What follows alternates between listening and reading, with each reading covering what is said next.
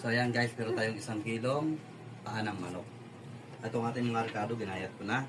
Meron tayong sibuyas, bawang, luya, sili, asiling pula. At ang ating gagawing Bicol Express bagoong.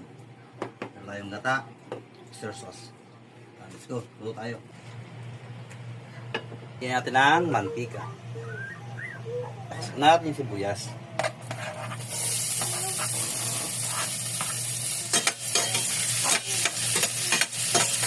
Pumula na yung sibuyas, stir natin yung bawang.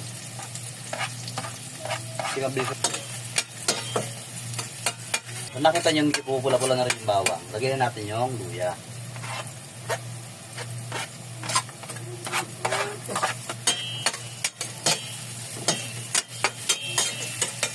Pag ganyan ang itsura ng ating ginigisang bawang at sibuyas, ilagay natin yung paa ng manok.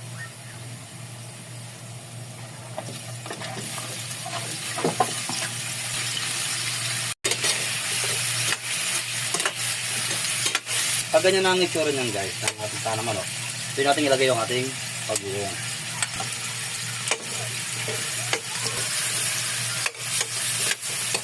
Para lumakas na agad siya. Lagyan natin siya lang guys ng tubig. Palambutin lang muna natin siya. Isasabay ko na dyan guys yung ating laurel. At yung ating paminta. Tatakpan lang natin yan guys. At antay natin lumambot. Ilagay natin guys yung pangalawang tiga ng niyog. Ilagay na rin natin yung siling pula at siling green. Luwaluin lang natin yan. Antay lang natin maiga ulit. Lalagay ko na guys yung ating unang tiga ng gata. Timplahan na rin natin yan. Lagyan natin ng palasa. Sin. Medyo kinula ko sa paminta. Kaya asukal, pampatimbang ang lasa.